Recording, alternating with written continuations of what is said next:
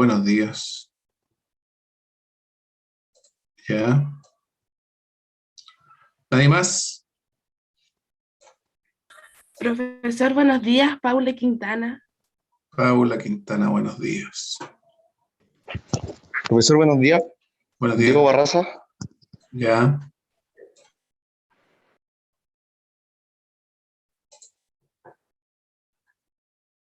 ¿Nadie más? Profesor Gary Choque también puso en el chat que estaba presente. ¿Perdón, quién? Gary Choque. Gary. Gracias.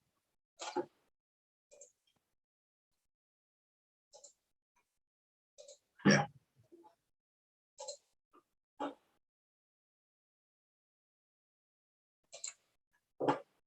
Y hay 17. Este es el misterio de Zoom, que tiene más personas que las Profesor, que... y el Armando Díaz también está presente. Armando Díaz.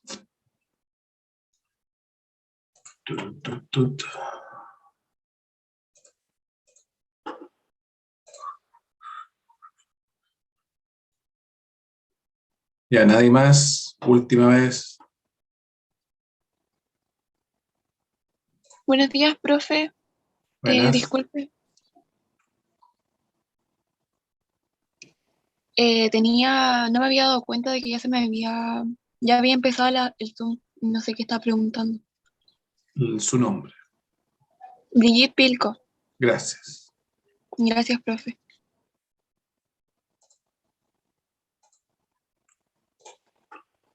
Ya.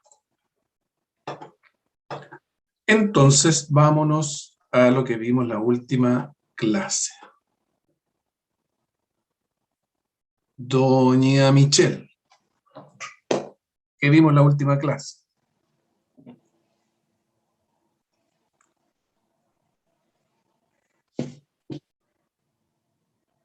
Profesor, esta vez no le voy a poder responder porque la última clase mía fue la prueba, la clase pasada no me pude meter y todavía no sé si subió el audio, No se pone no al lo he día. revisado. No, Los audios están... discúlpeme. Yo hablé con doña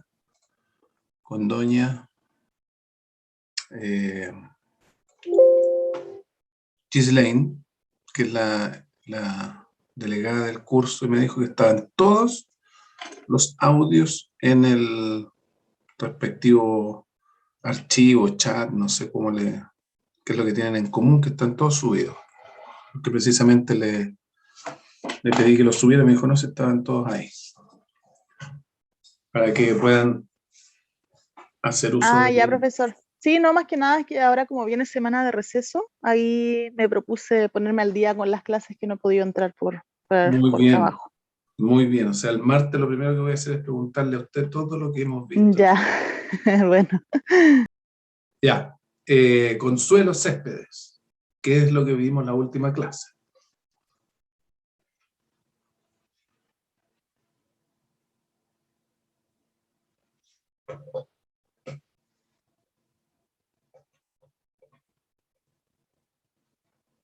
Profe, ¿le puedo responder yo para que no se suicide, por favor? Ya, mis hijas se lo van a agradecer. Habló del término probatorio para el efecto de las partes de integrar pruebas sobre el probatorio extraordinario, que hay que solicitarlo antes del periodo donde cierra la prueba o no corra la prueba. A ver ahí cómo es lo que legalmente se establece. ¿Eh? Antes Dice que... que el término probatorio para rendir presentes pruebas o pruebas que se constituyen de 20 más tabla de emplazamiento. Hay que solicitarlo, no existe periodo donde no corra la prueba. Ya. Entonces, el periodo de prueba ordinario es el que corre de acuerdo a la ley, una vez que se ha notificado la última resolución respecto del auto de prueba o respecto de la reposición o respecto de la apelación. Ya. Esa es la última notificación. Ese es el ordinario. ¿Cuánto tiempo tiene de duración? 20 días más tabla de emplazamiento. 20 días, no, 20 días. El ordinario. Ya. ¿Ya? Y el extraordinario es más tabla de emplazamiento. El extraordinario es la tabla de emplazamiento porque yo voy a presentar o rendir pruebas fuera del territorio del tribunal, pero dentro de la República o fuera de la República. ¿Ya? Y ahí los requisitos que vimos eran distintos para uno y otro caso. Y el último, el especial.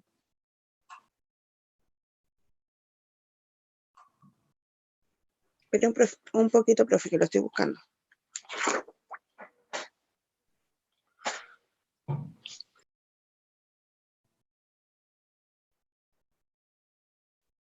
Acuérdense que había sanciones si es que yo pido un término probatorio extraordinario y no rindo prueba o rindo prueba que no tiene ninguna validez o que es puramente dilatoria, ¿no? O si es que los testigos nada sabían, ¿verdad? Y tengo que pagar los gastos de traslado en la otra parte. Y si fue fuera del territorio de la República, acuérdense que hay que hacer una consignación previa para que el tribunal me autorice, ¿verdad? Y ahí también pierdo incluso esa consignación. El término especial implica que pudiera pedir prueba, señalar aquello al tribunal y se cancelará en los siguientes casos. Y se concederá en los siguientes casos el artículo 339. Ya, perfecto. Es decir, cuando hubo dentro del término probatorio ordinario algún hecho que impidió a la parte respectiva rendir esa prueba, ¿ya? Debiendo entonces acreditar el impedimento dentro, una vez producido o a más tardar dentro de tercero día, ¿ya? Y se va a dar por ¿qué número de días?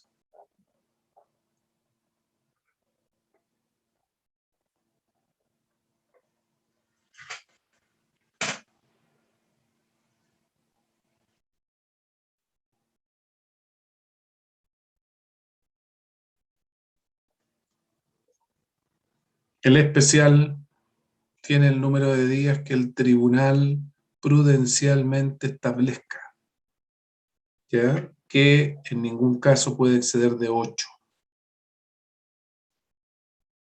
Ya eso está en el artículo 339, inciso final, o tercero. ¿Ok? Gracias, Luz.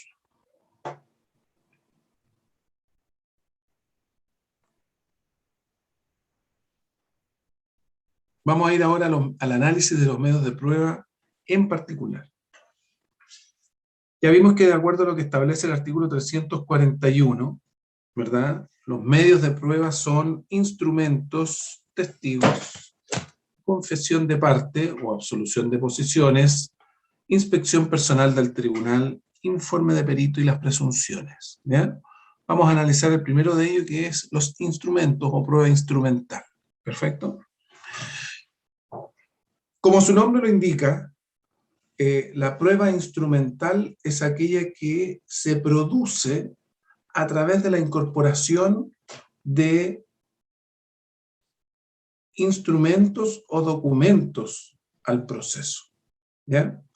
E instrumento, ¿verdad?, que es sinónimo de documento para estos efectos. La ley utiliza un mismo términos sinónimos para hablar de un mismo concepto, ¿verdad?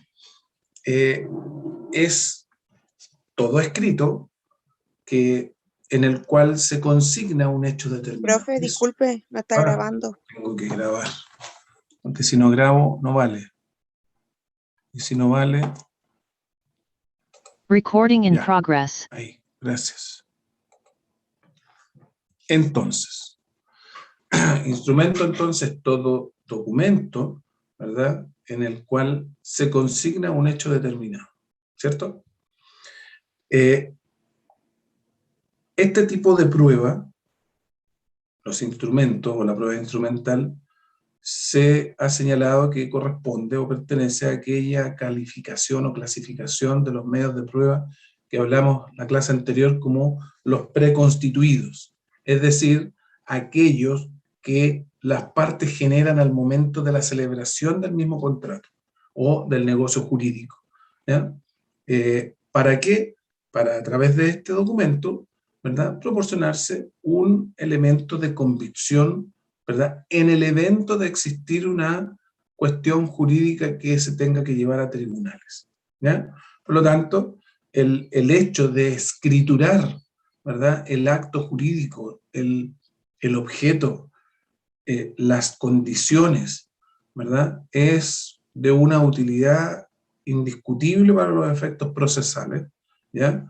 Y por eso es que existe esta convicción, ¿verdad?, popular de que si yo no firmo el contrato, no existe el contrato, ¿ya? Existe la convicción, ¿verdad?, que para que yo le pueda vender mi notebook, ¿verdad?, a cualquiera de ustedes, si no lo escrituramos, entonces no existe la compraventa, ¿ya? Y ustedes ya tienen que saber que eso no es así, sino que simplemente se escritura muchas de las veces, lo vamos a ver de inmediato, ¿verdad?, para los solos efectos de prever una eventual necesidad de probar el contenido, obligaciones, ¿verdad?, del contrato que se celebra. Y por lo tanto podemos ya adentrarnos entonces a lo que son la clasificación de los instrumentos, ¿verdad?, que se puede clasificar en instrumentos por vía de prueba o instrumentos por vía de solemnidad, ¿ok? Los primeros, es decir, los instrumentos por vía de prueba, son aquellos que se establecen o sirven para acreditar o dar por probado un hecho determinado, ¿ya? Solamente yo lo escrituro, como les estaba señalando, para los efectos de prever mi eventual necesidad de acreditar en un juicio determinado, ¿verdad?, una determinada circunstancia. Pero también están los por vía de solemnidad, y son estos, ¿verdad?, aquellos que, sin los cuales, ¿verdad?, o sea, que se celebran, ¿verdad?, para los efectos de realizar el acto propiamente tal, sin los cuales el acto no vale, ¿ya? Por ejemplo, la compraventa de un bien inmueble. Eso es por vía de solemnidad, ¿ya? ¿Por qué? Porque si yo no escrituro, ¿verdad?, específicamente en una notaría, ¿verdad?, el contrato de compraventa que estamos celebrando respecto de la casa que don Gerson Ticuno me quiere vender, esa compraventa no va a valer. Y por lo tanto, ese documento o instrumento que se creó el día X en el cual celebramos la compraventa del inmueble, ¿verdad?, no es para los fines de prueba, sino que para los fines de la validez del acto o contrato que se está, ¿verdad?, suscribiendo. De acuerdo a la autenticidad, ¿verdad?, que tiene un acto o contrato, estos se pueden dividir en instrumentos o documentos públicos o auténticos, o en instrumento o documento privado.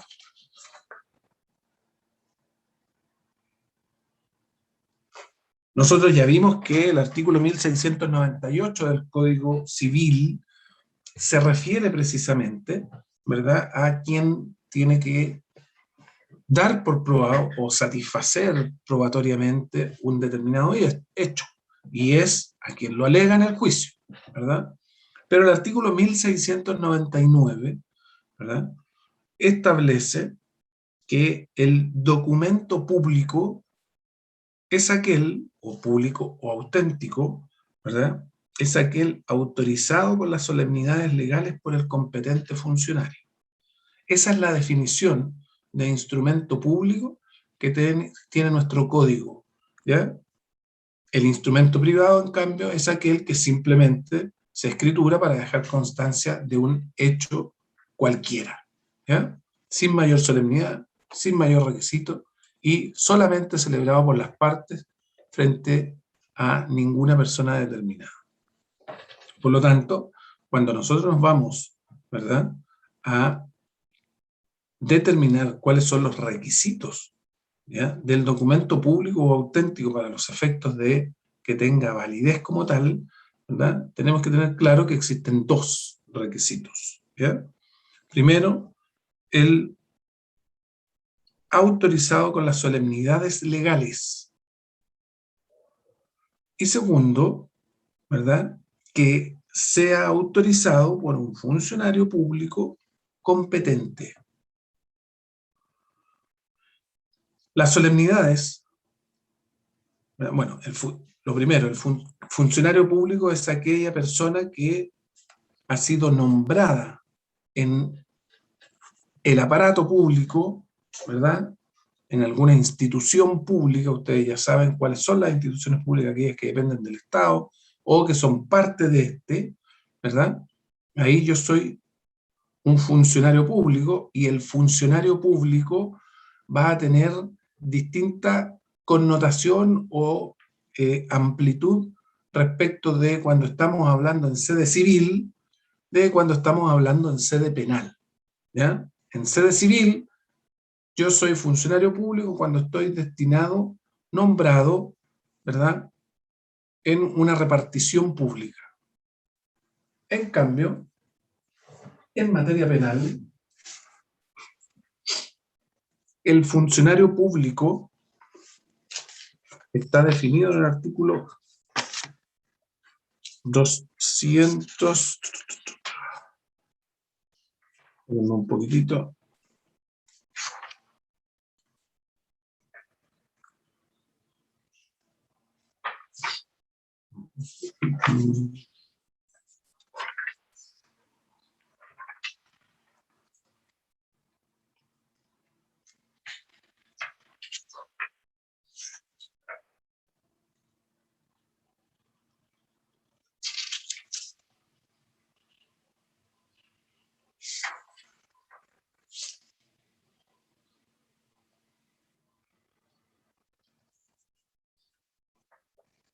...233 establece, ¿verdad?, que el empleado público es aquel que no solamente, ¿verdad?, es parte de la organización pública del Estado o depende de una institución pública, sino que también es aquel que maneja o tiene a su cargo fondos públicos, ¿ya? Y por lo tanto, para fines penales, ¿verdad?, yo voy a ser funcionario público si es que manejo dineros públicos, aunque no esté nombrado como un funcionario público propiamente tal. ¿Ok? Y ahí, ¿verdad?, vienen todos los problemas de la organización de nuestro Estado respecto de si un funcionario a contrata, ¿verdad?, o a honorarios que trabajan en una repartición pública, es funcionario público porque no tiene un decreto de nombramiento, ¿ya? Por lo tanto, para los fines penales, yo voy a ser funcionario público si es que soy nombrado en una institución, si es que manejo dineros públicos, pero también si es que mi cargo, ¿verdad?, o la actividad en la cual me desempeño cumple una función pública, ¿ya? Así, existe una amplitud, ¿verdad?, de conceptos respecto de lo que se entiende por funcionario público en términos civiles, ¿ya? Y eso es necesario que ustedes lo tengan presente, porque muchas veces van a tener la duda, ¿verdad?, respecto de este señor es o no es funcionario público. Por ejemplo, el notario. Fíjense que el notario es uno de los seres, ¿verdad?, que establece nuestro código orgánico de tribunales más importante para la vida, ¿verdad?, en comunidad. Muchos actos se celebran ante notario, ¿verdad? Pero esta persona, que es nombrado por un poder público, ¿verdad?, en particular por dos poderes públicos, es decir, por el poder judicial, que forma una terna, y por el Poder Ejecutivo, que dentro de esa terna designa al nombrado, si uno se va a la definición civil de funcionario público, no sería un funcionario público, porque no está cumpliendo ninguna labor en una institución pública, está en su despacho, en su notaría, esa es su oficina. Es como que cualquier abogado, ¿verdad?, tenga su oficina. Él trabaja en eso, ¿ya?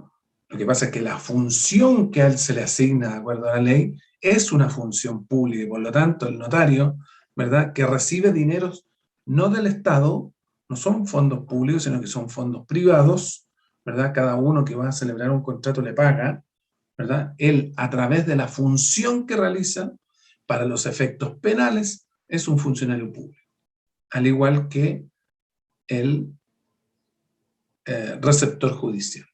¿Ya? Exactamente lo mismo. Intervienen los dos poderes del Estado que ya hablamos, ¿verdad? Y la función que éste realiza, que es notificar a las partes o realizar ciertas actuaciones, ¿verdad?, en el proceso para los fines de dar fe de los mismos.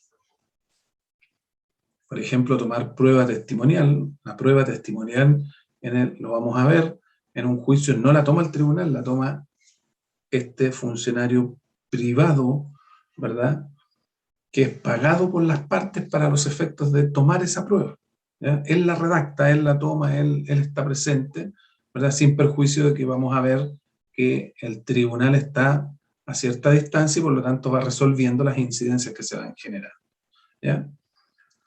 Pero también, respecto del receptor, la función que éste cumple dentro del proceso es una función pública. Por lo tanto, para fines penales, él es un funcionario público, ¿ya? Y por lo tanto puede cometer cualquiera de los delitos que están establecidos en el Código Penal para los funcionarios públicos como sujeto activo especial, ¿ya?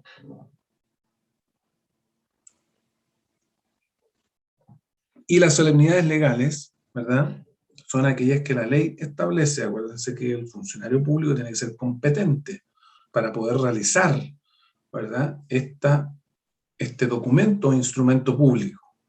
Competente es que yo esté actuando dentro de la esfera de mis competencias en términos legales propiamente tal. Es decir, yo, si soy receptor, ¿verdad?, por ejemplo, en Santiago no puedo ir a tomar una prueba a Rancagua, no puedo ir a Arica, ¿eh? ¿Por qué? Porque mi jurisdicción, mi competencia para actuar es solo en Santiago o solo en Arica, ¿ya? Yo de Arica no me puedo mover a Iquique siendo receptor, ¿ya?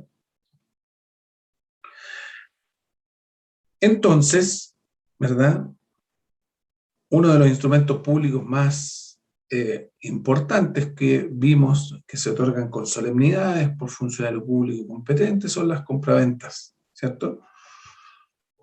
Y estas, o las escrituras en términos generales.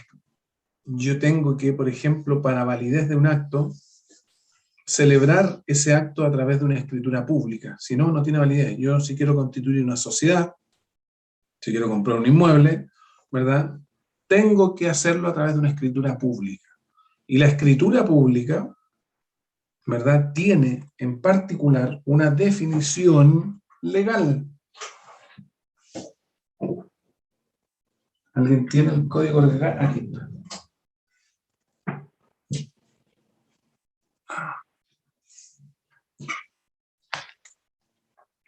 La escritura pública está definida en el Código Orgánico de Tribunales, cuando hablamos de los auxiliares de la Administración de Justicia, ¿verdad?,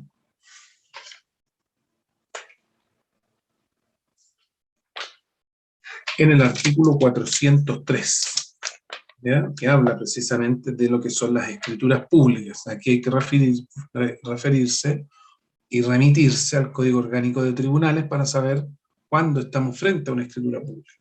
Y es el instrumento público o auténtico otorgado con las solemnidades que fija la ley, ¿verdad?, por el competente notario, y aquí pone un requisito extra, y es incorporado en su protocolo o registro público, ¿ya? Por lo tanto, yo lo voy a suscribir ante un notario con las solemnidades que la ley establece, ¿ya? Pero además, para que sea una escritura pública, tiene que estar protocolizado. Es decir, tiene que estar inserto en un libro que se llama protocolo, que llevan ciertos funcionarios públicos, en particular los notarios, ¿ya? Y ahí habla que las escrituras públicas deben escribirse en idioma castellano, y estilo claro y preciso, y no se pueden utilizar abreviaturas, ¿ya? Cifras ni otros signos con caracteres de uso corriente, ni contener espacios en blanco. Cada vez que en una escritura pública ustedes quieren señalar una cifra o un número, tienen que escribirlo en letras, no en números, ¿ya? Pues si no, eso no vale, ¿ya? Y ahí les pido que ustedes lean, por favor, e incorporen a su bagaje de conocimiento todos los artículos que establece el Código Orgánico hasta el artículo 425, es decir, del 403 al 425, para que ustedes, ¿verdad?, sepan cómo se suscribe una escritura pública, porque puede ser presentado, ¿ya? Por lo tanto, es parte de la materia que estamos viendo, la regulación del Código Orgánico respecto de una escritura pública. Tengan cuidado porque muchas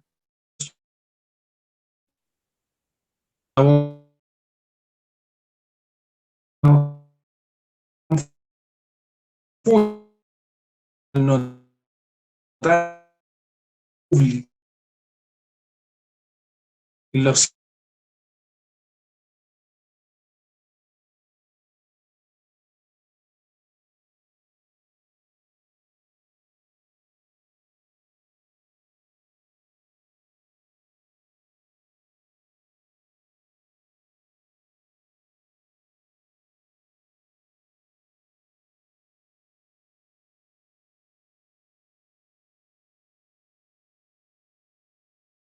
Recording stopped.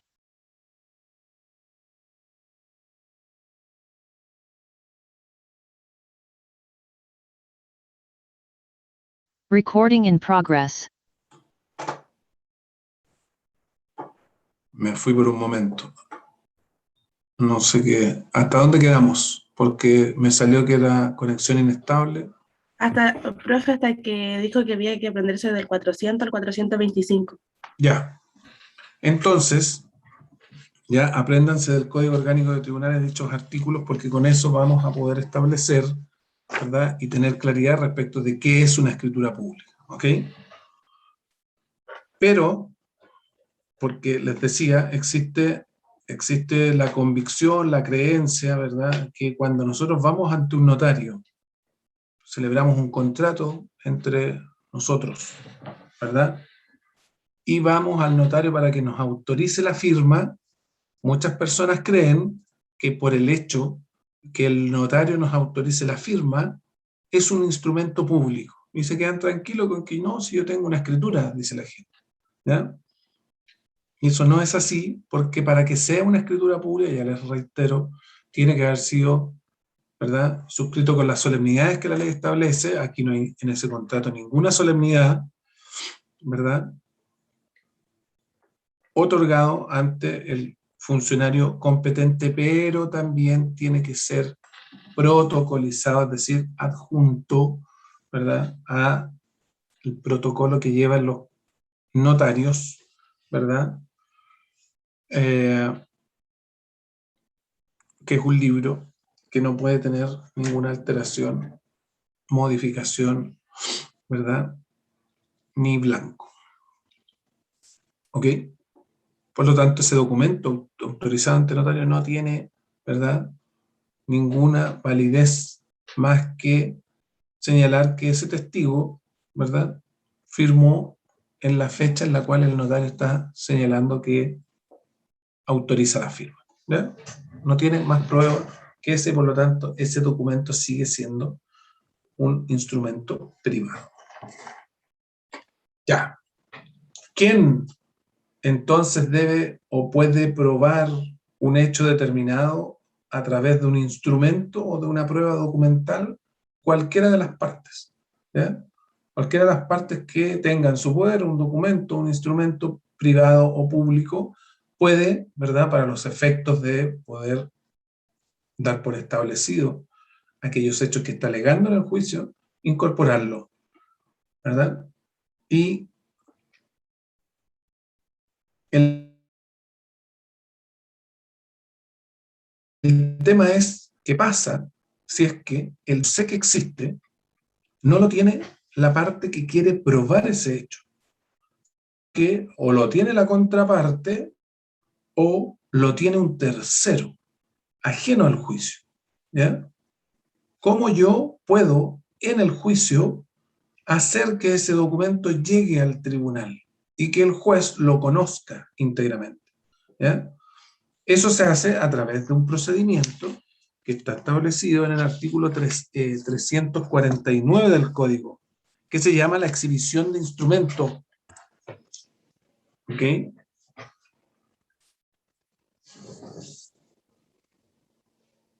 El requisito para que se pueda dar, ¿verdad?, es que el documento esté primero en poder de un tercero o de la contraparte, ¿verdad? Que ese documento tenga una relación directa con la cuestión que se está debatiendo en el juicio. Si es que no tiene relación directa, entonces, si es que se trata de otro documento que no corresponde, ¿verdad?, al contrato, a las obligaciones, ¿verdad?, a la forma de incumplir, a los plazos, etcétera, de la relación jurídica que se está pidiendo al tribunal se reconozca, entonces el tribunal no va a dar lugar a la exhibición del documento propiamente tal. Y un tercer requisito es que ese documento no corresponda o no revista al carácter de secreto o confidencial. ¿Ok? Esos hechos, estos últimos dos en particular, ¿verdad?, que tenga relación directa con la cuestión y que no tenga un carácter de secreto, son determinados por el tribunal de manera prudencial. ¿Ok?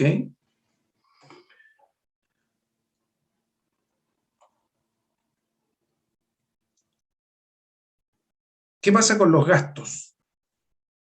Aquellos gastos que yo tengo que impetrar para los efectos de poder tener en el juicio, ¿verdad?, ese documento que estoy intentando que el tribunal conozca. Bueno, ese gasto lo va a tener que realizar la parte solicitante, ¿ya? Yo voy a tener que pedirle a la parte que venga y voy a tener que pagar todos los costos de esa comparecencia de la persona al tribunal, ¿verdad?, que nos está dando lugar a la exhibición, sin perjuicio de lo que se establezca en la sentencia definitiva respecto de las costas. ¿Ok? En principio yo voy a tener que pagar, que proveer todos los costos necesarios para, ¿verdad?, poder realizar esta diligencia procesal sin inconvenientes. Si es que gano el juicio y condenan a la otra parte en costas, ¿ya?, y ustedes ya saben porque lo vimos el año pasado, ¿cuándo me van a condenar en costas? Don Diego Barraza, ¿cuándo me van a condenar en costas? Profe, cuando pierda el juicio, No necesariamente, sí, pero no necesariamente. Profe, cuando la otra parte sea totalmente,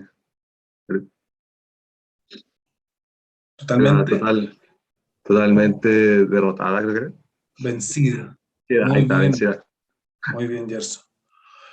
Efectivamente, ¿ya? Por eso le decía a Paula que no era, ¿verdad?, cuando yo gano el juicio, porque puede que yo gane el juicio en términos de decir, ¿sabe qué? Efectivamente, el contrato que se suscribió fue un contrato de, no sé, compraventa, no de arriendo, como dice doña Paula Quintana. ¿Ya? Y por lo tanto, se hace lugar a la demanda, pero solamente se le va a dar a don Rodrigo Lazo el acápite 1 de su petición, es decir, que se reconozca que hubo, ¿verdad?, una compraventa y que ese valor, ¿verdad?, era de 3 millones de pesos.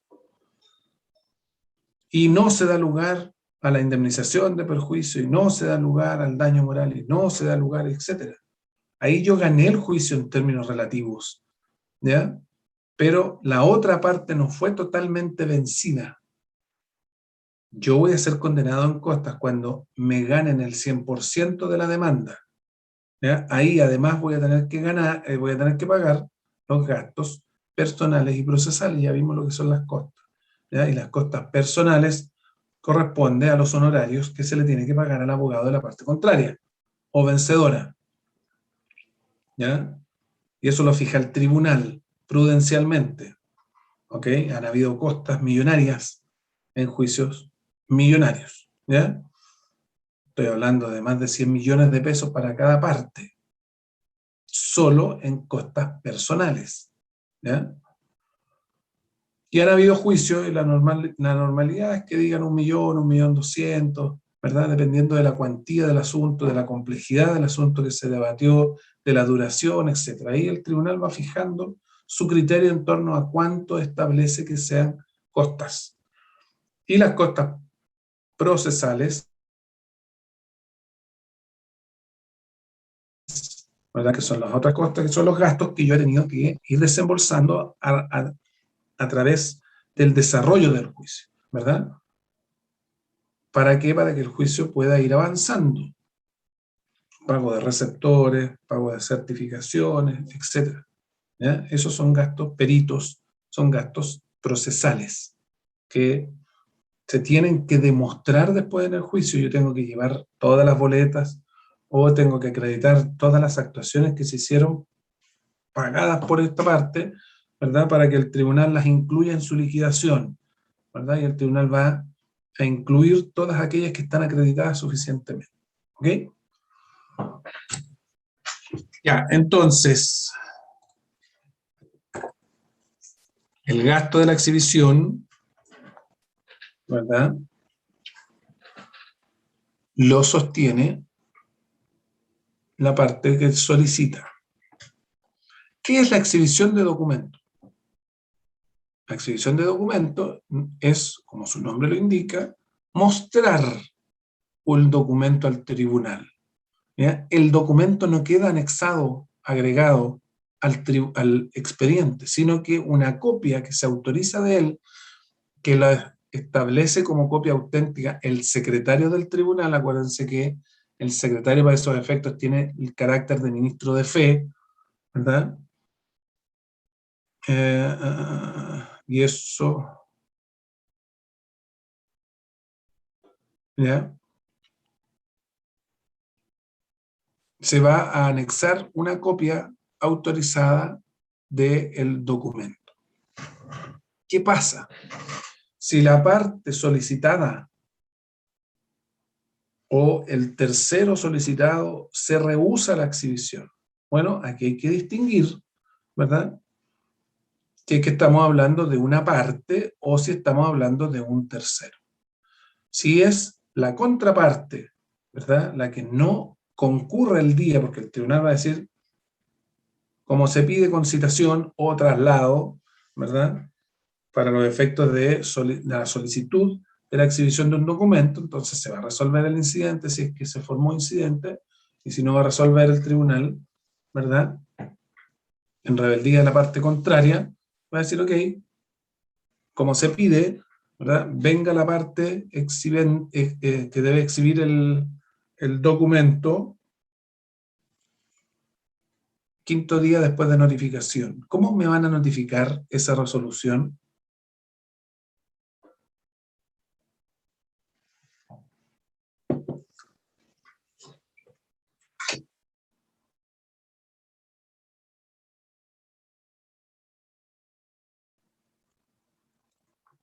Marieli.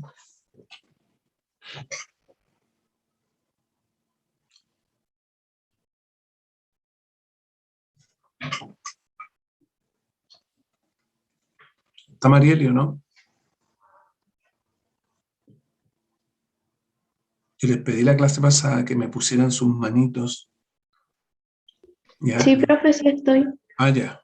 Para no demorarnos tanto, porque perdemos tiempo valioso en esto. Yo designo a alguien que me diga, me conteste algo que hemos visto, y el resultado es que la persona no está. Ya, doña Marieli, ¿cómo me van a notificar entonces esa resolución que me están ordenando exhibir un documento?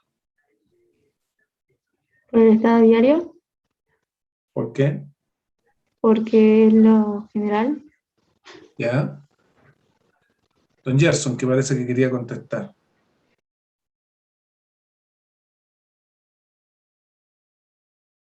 Ya.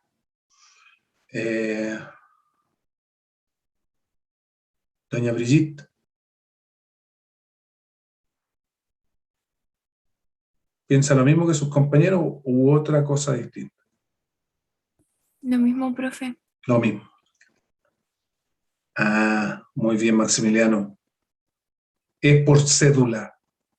¿Y por qué es por cédula? Porque acuérdense que la cédula se va a utilizar cuando yo tenga que pedirle a la parte que comparezca. ¿Ya? Y aquí estamos en uno de los casos en los cuales yo le pido a la parte contraria que comparezca. Que comparezca no para absolver posiciones o confesar, sino que para que comparezca y exhiba un documento. Por lo tanto, esa citación va a ser por cédula. Y al tercero, ¿cómo va a ser?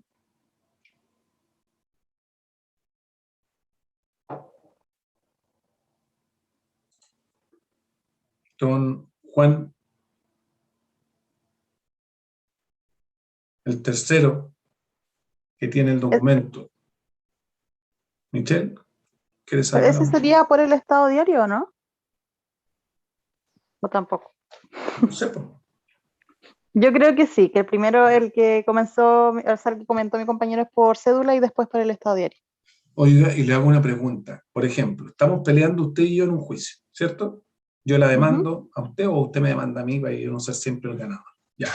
Usted me demanda a mí por incumplimiento de un contrato. Y el resultado que usted pide y dice, ¿sabe qué? Doña Luz Bravo, que estaba durmiendo No estoy durmiendo. tranquilamente hoy día, ¿verdad? Tiene un documento y lo tiene que exhibir. Tiene un documento que lo tiene que exhibir. Y el tribunal dice, como se pide, cítese a doña Luz Bravo a comparecer al tribunal para el 5.º día, después de la notificación. ¿Cómo doña Luz se va a enterar que existe un llamamiento de un tribunal de la República a que comparezca? Si el Estado diario, ¿quién lo van a ver? Las partes. Con suerte lo ven las partes.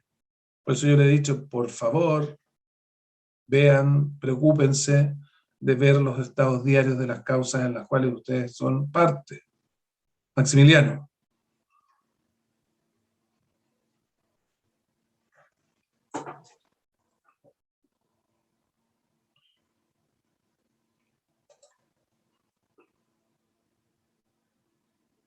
Ya.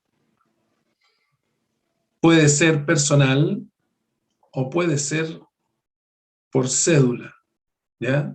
Según lo que el tribunal determine. Lo normal es que vaya a ser por cédula, pero yo me tengo que asegurar que ese tercero tome conocimiento cabal, ¿verdad? De que está siendo citado a un juicio. ¿Ya? Doña Luz no va a tener idea de que la están citando a un juicio si no la notifican, pues.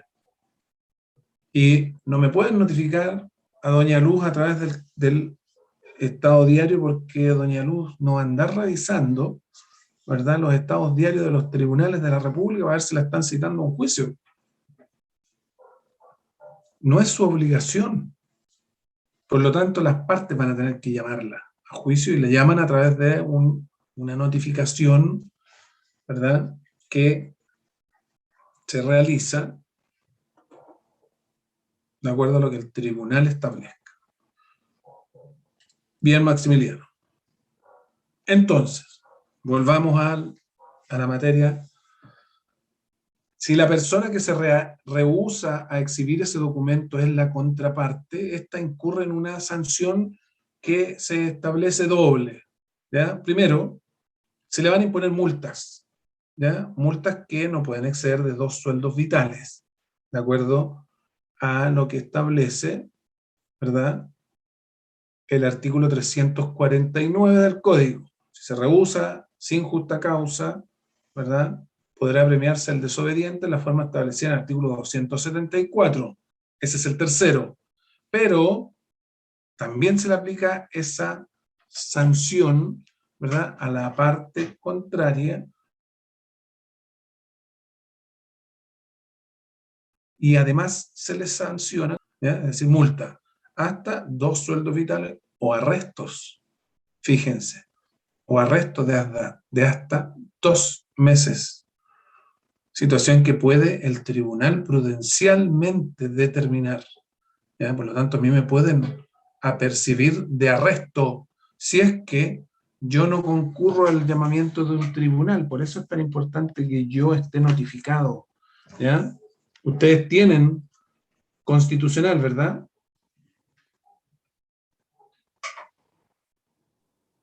Sí. Y ahí en constitucional les tienen que haber pasado que existen acciones constitucionales que están establecidas en el artículo 20 y 21 respectivamente, ¿sí? Sí. Que se llaman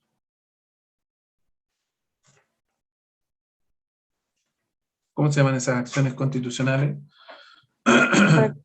Recursos. Se le llama recurso, pero no son recursos, por eso yo les digo que estamos hablando de una acción constitucional, porque yo en términos procesales recurro de una resolución judicial, y muchas veces... ¿Un requerimiento? No, muchas veces esa solicitud que se efectúa por parte de un ciudadano, ¿verdad?, no tiene como antecedente una resolución judicial, y para que yo pueda recurrir tengo que tener un proceso legalmente constituido, y en la gran mayoría de las veces no existe un proceso legalmente constituido tampoco. Por lo tanto, pese a que se les denomina recurso en términos coloquiales e incluso doctrinarios, lo que es una acción, porque a mí me da la propia Constitución el derecho a accionar cuando me veo perjudicado en ciertas situaciones. ¿Cómo se llaman entonces esas acciones constitucionales? Si ya las vieron, tienen que saber su nombre.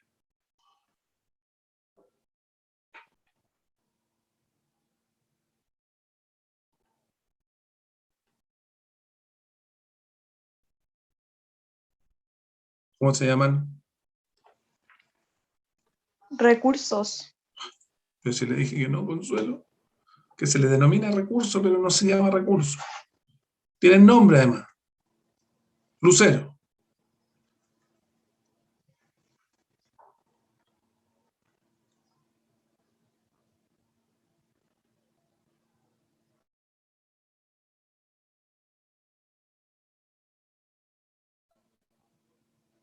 Bien.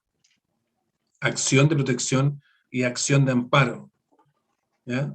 Maximiliano, para variar, salvando al grupo. Así se llaman las acciones constitucionales, ¿verdad? Y está el amparo económico también. ¿Ya? Artículo 20 y artículo 21. Y el artículo 21, que es el que establece la acción de amparo, la acción de protección, está en el 20, cuando a mí me conculcan, limitan o restringen un derecho que está garantizado en la misma Constitución, en el artículo 19, ¿verdad?, de aquellos que establece el mismo artículo 20.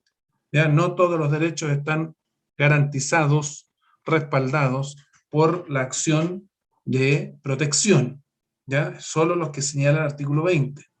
¿Ok? Bueno, el artículo 21 establece la acción de amparo. Y yo voy a recurrir de amparo cuando yo he sido arrestado, detenido o preso, y ahí la situación procesal es distinta, no tienen que haber visto en constitucional, yo estoy arrestado cuando a mí se me toma, ¿verdad? Y se me lleva a un tribunal, o se me toma y se me limita mi libertad para los efectos de llevarme a un tribunal para que yo cumpla con una obligación procesal que incumplí. Por lo tanto, un tribunal determinado pudo haberme despachado una orden de arresto como sanción procesal por la inactividad de alguna obligación que yo debí cumplir. ¿Ok?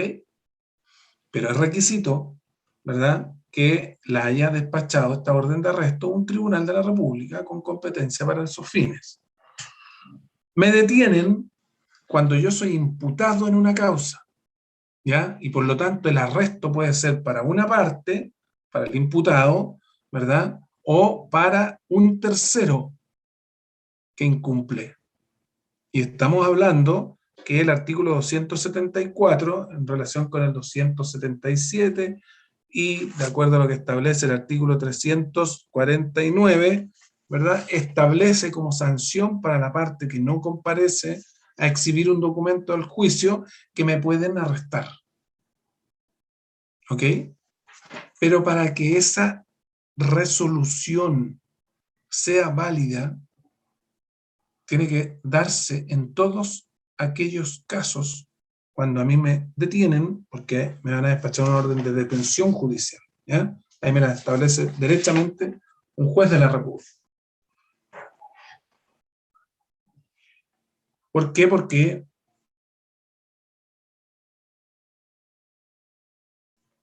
incumplí una medida cautelar personal, porque no comparecí estando válidamente notificado a una actuación donde mi comparecencia era obligatoria y necesaria para validez del acto o audiencia, cuando no he sido notificado, pero mi comparecencia puede ver demorada o dificultada, y eso es cuando, por ejemplo, yo me cambio de ciudad, ¿ya? Me voy a vivir a Arica, y todos mis domicilios aparecen en Santiago, todos, laborales, personales, buscan el registro civil, aparezco en domicilio X, ¿verdad?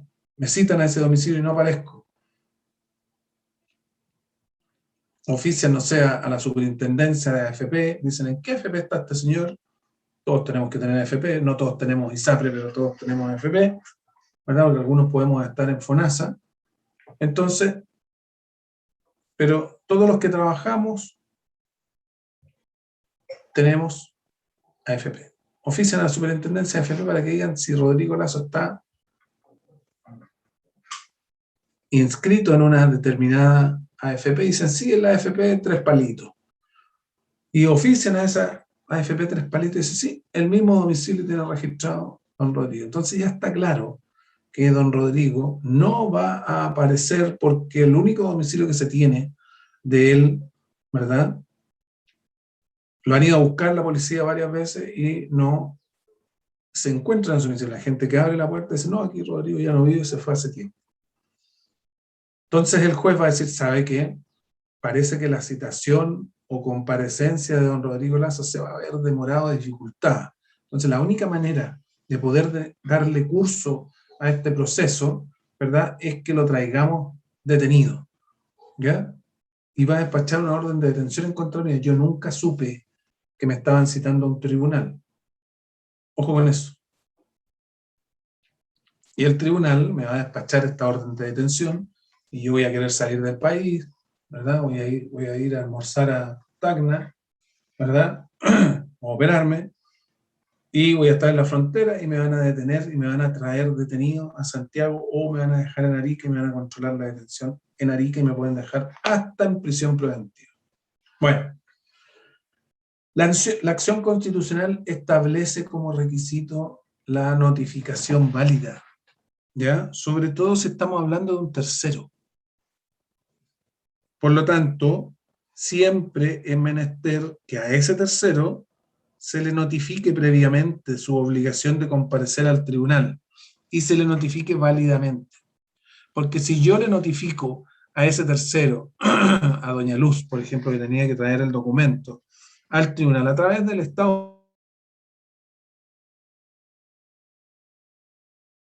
diario, ella nunca va a saber nunca, entonces no compareció. Pero no es porque no quiera comparecer, es porque no supo. Y ahí entonces si un tribunal se nos arranca de madre, ¿verdad? Y dice, no, aquí es muy grave que doña Luz no haya venido hoy día, ¿verdad? Despachémosle el arresto. Bueno, yo, abogado de doña Luz, ¿verdad? Primero la voy a despertar para que sepa que tiene una orden de arresto. Y segundo, ¿verdad? Le voy a decir, ¿sabes qué? Impetremos una acción de amparo. Porque tu libertad está conculcada en este momento. Tú no tienes todavía tu libertad constreñida, es decir, no estás arrestado, pero vas a estarlo. Y por lo tanto, yo, ¿verdad? Lo primero que tengo que hacer es, antes que se ejecute esa orden judicial, poder señalar o poder recurrir a el tribunal competente, ¿verdad? Que esa orden es ilegal. ¿Y por qué es ilegal? Porque se le está privando de libertad, ¿verdad? O se le quiere privar de libertad a doña Luz cuando ella no ha incumplido nada porque no tiene ni conocimiento de que tiene que cumplir algo. Por eso es tan importante la notificación y que la notificación sea válida. Por eso tenemos que aprendernos 40, 44, 46, 48, 50, 52. Los artículos pares ¿verdad? de las notificaciones, y me van a decir cómo yo tengo que notificar válidamente a una parte o a un tercero dependiendo de la actuación. Porque cuando trae aparejado, ¿verdad? Estas sanciones, yo las voy a poder ejecutar sin problema. Y si la parte recurre a amparo, porque lo más probable es que recurra, le va a ir mal. Y yo voy a ir a la Corte a defender ese amparo, ¿verdad? Y después vamos a ir a la Suprema y lo voy a defender y lo vamos a ganar, porque el requisito inicial importantísimo es que esté válidamente notificado, que ella o él sepa, ¿verdad?, que está siendo llamado a un tribunal de la República, ¿verdad? Ya. Esa entonces es la primera sanción respecto de una parte que incumple. Y la segunda sanción es que esa parte va a perder el derecho, ¿verdad?, a utilizar ese documento, ¿verdad?, en el juicio con posterioridad. ¿Ya? Ahora, si se trata de los libros mercantiles que el Código de Comercio establece,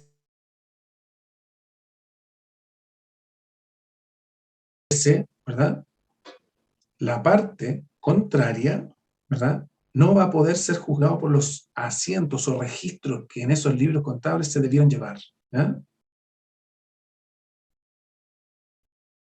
Si el desobediente, en cambio, o la persona que no comparece, o la persona que llamada no cumple con esa obligación del tribunal, es un tercero, ¿verdad?, aquí solamente se le puede apremiar, evidentemente, con la multa o el arresto, en la forma indicada por los artículos que ya vimos, 274, ¿verdad?, en relación con el 349. Pero también, fíjense, hay una instancia posterior a la prueba que es de exclusivo manejo del tribunal. ¿Ya? Nosotros habíamos visto que hay tres partes en un juicio: discusión, prueba, fallo, ¿cierto? Pero entre la prueba y el fallo, el tribunal puede y debe analizar los antecedentes y decir, ok, a ver, pásenme, voy a traer el expediente a mi casa, a la oficina donde esté, lo voy a estudiar y voy a ver si lo que se ha incorporado al tribunal es suficiente como para que yo me pronuncie respecto de la discusión que se está planteando. ¿Ya? Y el tribunal tiene un preestudio del caso. Y hay momentos en los cuales el tribunal puede, para resolver adecuadamente el asunto que ha sido puesto a su conocimiento, de oficio, ¿ya?, dictar ciertas medidas que se llaman medidas para mejor resolver, las MMR, ¿ya?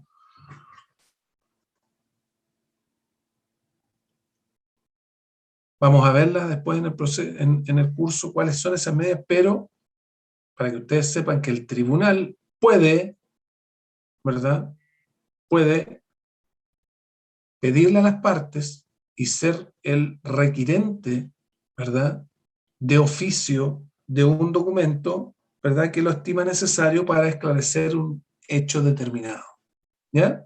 Y que se supo en el juicio que existía ese documento. Entonces el tribunal puede dictar lo que se llama una medida para mejor resolver después de terminada la prueba y antes del fallo, porque es para mejor resolver. Yo voy a pedir que una parte me exhiba un documento, ¿ya?,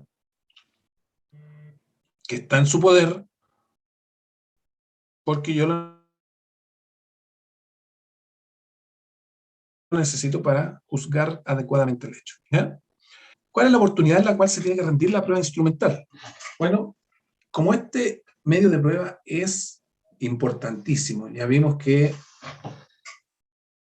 da por acreditado incluso un hecho cuando está, ¿verdad?, suscrito de acuerdo a lo que el propio código establece como instrumento público, ¿verdad?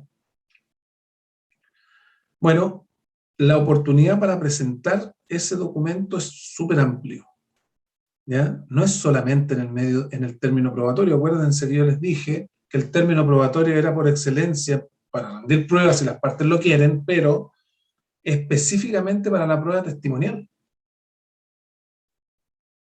Y con posterioridad en importancia la pericial, ¿ya? Pero yo puedo acompañar un instrumento a la demanda, por ejemplo. Y ese documento o instrumento tiene que ser agregado legalmente, ¿verdad? Y además puede ser objetado por las partes. Por lo tanto, la oportunidad para incorporar un documento o instrumento al juicio, ¿verdad?, es cualquier estado de este, de acuerdo a lo que establece el artículo 340 del Código. Los instrumentos podrán presentarse en cualquier estado del juicio, ¿ya?, hasta el vencimiento del término probatorio en primera instancia. O sea, yo, vencido el término probatorio, salvo que el tribunal me lo pida como medida para mejor resolver, no voy a poder adjuntar un documento o instrumento, ¿ya? Tengo desde la presentación de la demanda hasta el vencimiento del término probatorio, sea ordinario, sea extraordinario, sea especial, ¿ok? Y en segunda instancia, antes de la vista de la causa.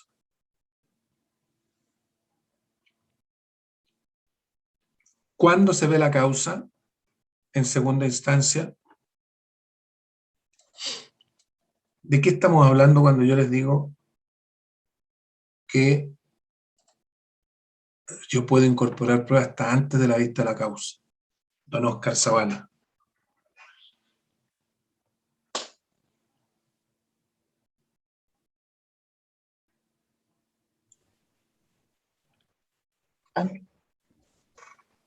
¿Mm? Es cuando se acoge recursos de apelación.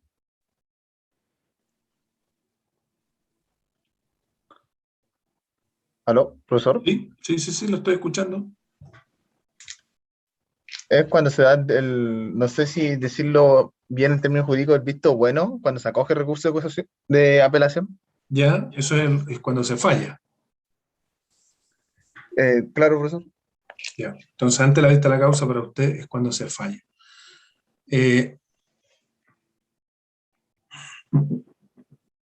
quién no le he preguntado hoy día? Mauricio Castillo. ¿Qué es para usted la vista de la causa?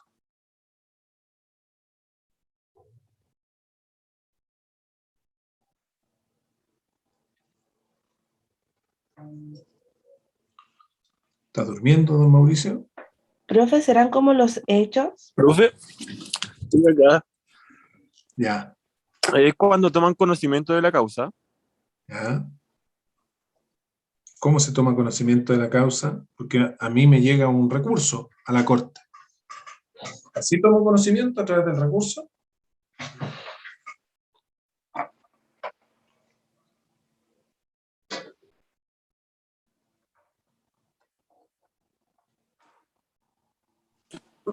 ¿Cómo, profe? Yo tomo conocimiento de una causa a través del recurso que se interpone por una parte. Eso llega a la Corte, un recurso, ¿cierto? Y el el presidente de la Corte respectiva le da tramitación, es parte de su obligación. Ahí entonces se vio el conocimiento de la... bien, Maximiliano. Don Maximiliano dice cuando se fija en la tabla el día que se conocerá el recurso o que se alegará el recurso. Es decir, la vista de la causa es cuando los abogados alegamos el recurso. ¿Ok? Porque antes lo que se estaba haciendo era un tratamiento o un conocimiento de las partes y del tribunal administrativo. Ingresa, el presidente le dice, ya, a ver, vamos a la sala de cuenta, ¿verdad? La sala de cuenta, que es siempre la primera sala, se ve en cuenta, como su nombre lo dice, o sea, sin alegatos, sin relación, ¿ya? Acuérdense que un recurso se puede ver en cuenta o en relación, ¿ya? Pero todos los trámites administrativos del Tribunal Superior se ven en cuenta, ¿ya? Para dictar, ¿verdad?, las resoluciones que le dan curso. Cuando yo Corte de Apelaciones, un recurso, lo primero que hago es darle cuenta al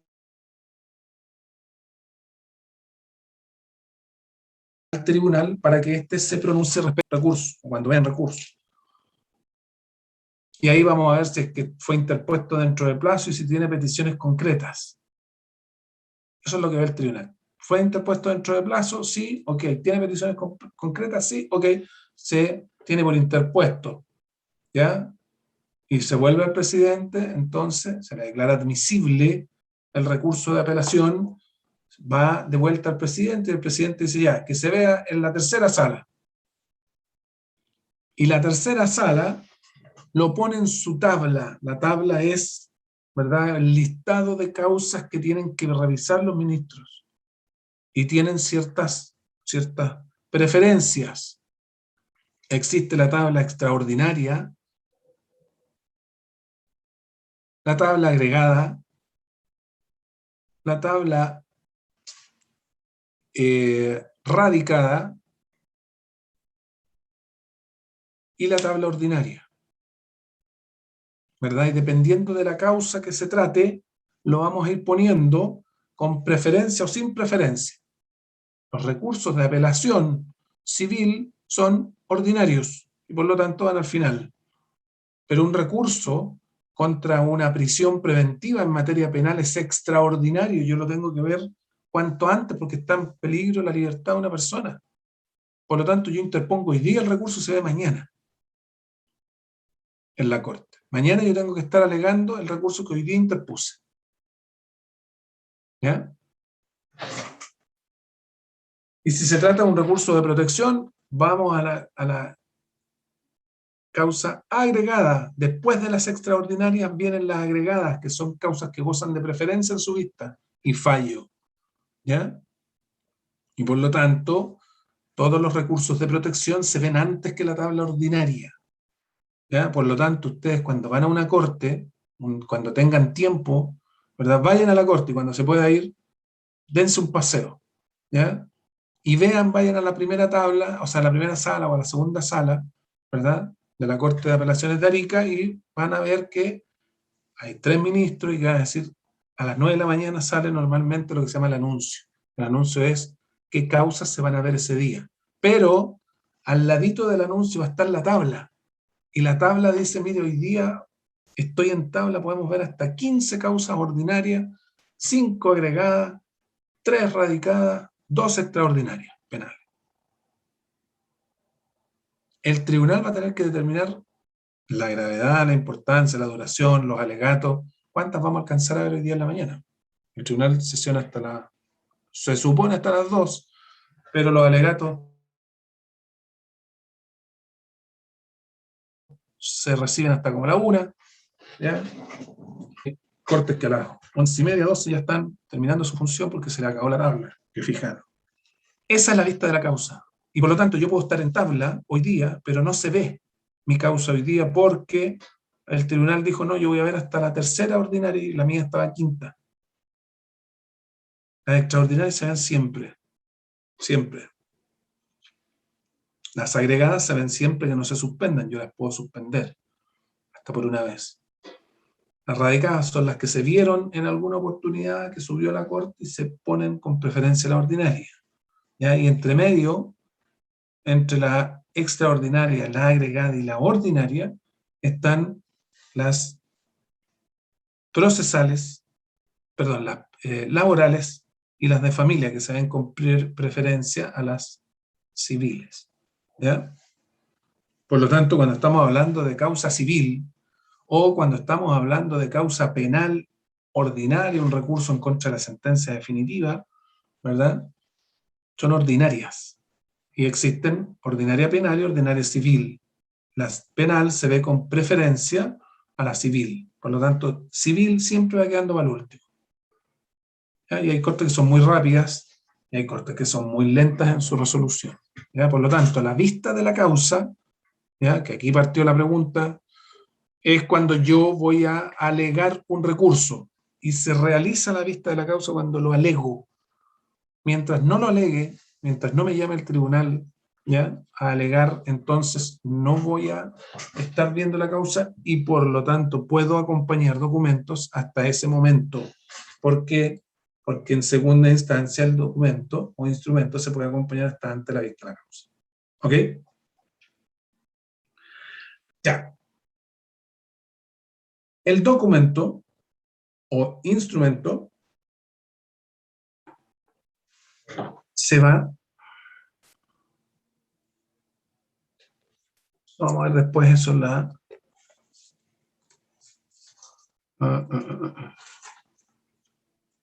forma en cómo se acompaña, ¿no? Dejémoslo ahí.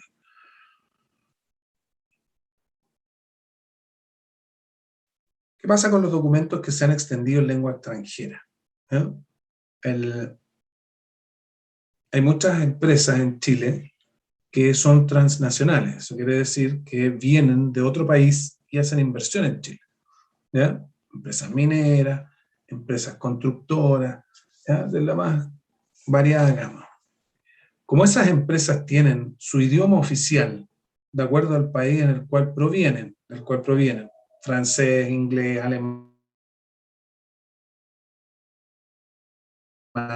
¿ya? Ruso, chino, japonés, etcétera, ¿verdad?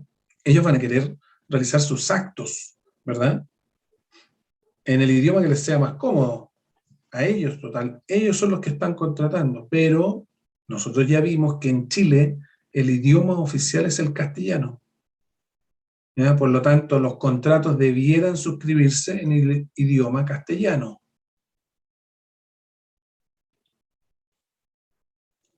Pero existen documentos que ya sea porque las partes los suscribieron en un idioma distinto o porque fue concebido en el país extranjero cuyo idioma oficial es el distinto del castellano, ¿verdad? Que están en un idioma distinto del chileno, del castellano, ¿verdad? Y por lo tanto, ¿verdad? Yo tengo que acompañarlo de manera legal para que tenga validez. Entonces, yo tengo que acompañar el instrumento que se ha suscrito en idioma extranjero, pero además tengo que acompañar la correspondiente traducción. ¿Ok? esa traducción que yo adjunto, ¿verdad?, al tribunal que va acompañando el documento oficial, va a valer salvo, o sea, se va a tener por válida, salvo que la parte contraria la objete dentro del 6º día. O sea, voy a tener 6 días para objetar un documento que está incorporado en idioma extranjero. Y en ese evento, ¿verdad?, se va a armar un incidente que se va a tener por objeto la designación de un perito. ¿Ya? Perito que va a tener que ser pagado por la parte que presenta el documento, sin perjuicio de nuevo de lo que pase con la costa, ¿verdad?, o con la resolución de la costa en la sentencia definitiva. ¿Ya? Y también puede ocurrir que yo acompañe este documento en idioma extranjero al juicio y sin ninguna traducción. Entonces, como el tribunal tiene que tener los documentos en idioma castellano, va a, de oficio, ¿verdad?, de oficio, solicitar que ese documento se traduzca a través de un perito que él mismo va a designar a costa de la parte que presentó el documento, sin perjuicio de lo que se resuelva, ¿verdad?, de las costas en el proceso. Eso está en el artículo 347, y dice que los instrumentos del perito que el tribunal designe a costa del que los presente, sin perjuicio de lo que se resuelva sobre las costas de la sentencia. Si al tiempo de acompañarse se agrega su traducción, valdrá esta salvo que la parte contraria exija dentro de 6 días que sea revisada por un perito, procediéndose en tal caso como lo dispone el inciso anterior. Es decir, yo le voy a pedir al tribunal, oiga, yo no me confío en la traducción que la parte contraria acompañó, desígnese un perito, y el perito lo va a tener que pagar la parte que está acompañando el documento en lengua extranjera.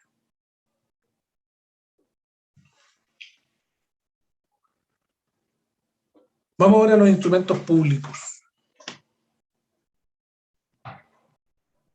Los instrumentos públicos, ¿verdad?, hemos dicho que son aquellos que se suscriben o se realizan o nacen a la vida del derecho con el cumplimiento de las solemnidades legales y realizado ante el competente funcionario, ¿verdad?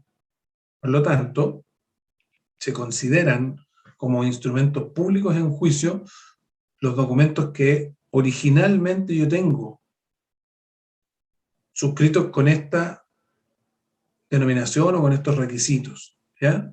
La copia original, el documento original, o las copias dadas, ¿verdad?, siempre como copia válida del documento original, ¿ya? Lo que pasa es que el documento original, ¿verdad?, cuando estamos hablando de una escritura pública, acuérdense que hay que protocolizarlo, es decir, el original con las firmas de las partes queda en la notaría siempre, ¿ya? ¿Para qué? Para que cualquier parte que quiera o cualquier persona que quiera tener acceso a ese documento pueda pedir copia. Por lo tanto, el instrumento público puede ser el documento original, ¿ya? Pero si estamos hablando de una escritura pública, ahí va a ser una copia auténtica de esa originalidad que quedó en la notaría. Y la notaría tiene la obligación de guardar estos registros, ¿verdad?, o protocolos durante un año. Un año después de la suscripción, los notarios guardan en su oficina todas las escrituras públicas que han realizado. Luego del tiempo de un año, ellos mandan al archivo judicial. Y el archivo judicial es el que tiene todos los legajos, todos los documentos de todas las notarías de su jurisdicción, ¿ya?, que se han suscrito todas las escrituras, las tiene él, ese archivo, y por lo tanto ya yo no voy donde el notario a pedirle copia auténtica de esa escritura, tengo que ir al archivo judicial. El archivo me va a cobrar por darme, ¿verdad?, esa copia. El artículo 332 establece que serán considerados como instrumentos públicos en juicio siempre que en su otorgamiento se hayan cumplido con las disposiciones legales que dan este carácter, los documentos originales, ¿ya? Ese está en el número 1. El número 2, ¿ah? Y les reitero, el documento original es el instrumento mismo, ¿verdad? Que se pudo haber otorgado en una matriz o un protocolo o sin eso, ¿ya? No quedó protocolizado, por ejemplo, ¿ya? Bueno, es documento original el documento propiamente tal o las copias que se dan, ¿verdad?, por parte del funcionario público que suscribió, ¿verdad?, ese documento. Si se está hablando, por ejemplo, de un certificado de matrimonio, yo no voy a tener el acta de matrimonio, voy a tener una copia, ¿verdad?, de esa acta de matrimonio o un certificado que dé cuenta de un matrimonio, y en ese caso, ese documento es público. ¿Ya? Si es que es una copia del acta del matrimonio cuando lo suscribí. ¿Ya?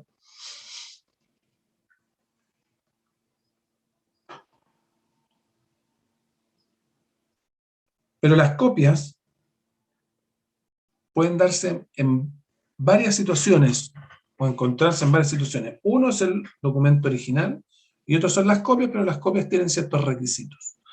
¿Cuáles son esos requisitos? Primero, que hayan sido otorgadas con los requisitos que las leyes prescriben para que esa copia haga fe respecto de toda persona que conoce de ella. ¿Ya? O a lo menos respecto de aquella contra quien se intenta o se hace valer. ¿Ya?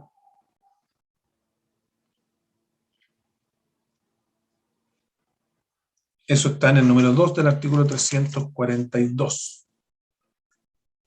El número 3, ¿verdad?, habla de las copias que han sido obtenidas sin esos requisitos, es decir, si los requisitos que las leyes prescriben para que hagan fe respecto de toda persona, ok. Obtenidas sin estos requisitos, que no sean objetadas como inexactas. Fíjense. Si no estamos hablando de un documento original, si no estamos hablando de una copia entregada con los requisitos que la ley establece, ¿verdad?, yo lo voy a poder hacer, va a tener el valor de instrumento público en juicio, ¿ya? Pero cuando no tengo una copia con los requisitos que la ley establece, yo podré, ¿verdad?, presentar ese instrumento al proceso, ¿verdad?, y valdrá como instrumento público siempre que no sea objetada por la parte contraria como inexacta, dentro de los 3 días siguientes a aquel que se dio conocimiento de ella. ¿Ya? Artículo 342, número 3. Esto es vital para que ustedes lo tengan presente en un juicio. Los instrumentos, entonces, si no se objetan, valen como tal. ¿Ya? Estamos hablando de los instrumentos públicos. Vamos a hacer credibilidad no solamente del documento, sino que del contenido del documento. Lo vamos a ver más adelante, seguramente en la próxima clase. Ya se nos venció el plazo. ¿Ya? Pero cuando se trata de una copia y esa copia no ha sido otorgada con la formalidad, yo tengo que estar muy atento a objetar ese documento que se me pretende incorporar al juicio, y lo voy a objetar porque sea inexacta la copia. Que no sea exacta quiere decir que esa copia no es 100% igual al documento original. Y por lo tanto tengo 3 días a contar que se me notifica, ¿verdad?, que se ha acompañado este instrumento o documento en el juicio para yo poder hacer la objeción correspondiente en el juicio. ¿Ok? Ese es el número 3. El número 4 establece que, perdón, si yo nada digo, entonces queda como instrumento público, ¿ya? Por lo tanto, tengo que estar muy atento a lo que está ocurriendo en el juicio. El número 4 del artículo 342 dice que las copias que objetadas en el caso del número anterior sean cotejadas, o sea, sean puestas, ¿verdad?, comparándolas unas con otras y halladas conforme con sus originales, u otras copias que hagan fe respecto de la parte contraria. ¿Ah? Por lo tanto, yo puedo objetar una copia como inexacta y acompaño una copia que cumple con el requisito del número 2, pero el tribunal dice, oiga, pero se trata de lo mismo, ¿ya? A usted le objetaron este documento, lo objetaron dentro de plazo, pero se trata de lo mismo. Por lo tanto, se va a entender como instrumento público en el juicio, de acuerdo al artículo 342, número 4 y no número 3, porque para que sea el número 3, yo no tengo que haber objetado dentro de los 3 días. Y por último,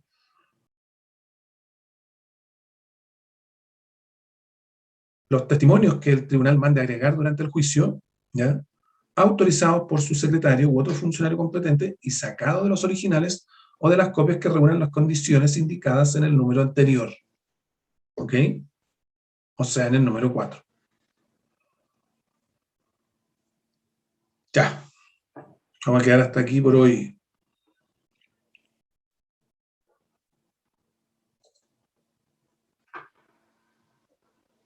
¿Quién llegó después de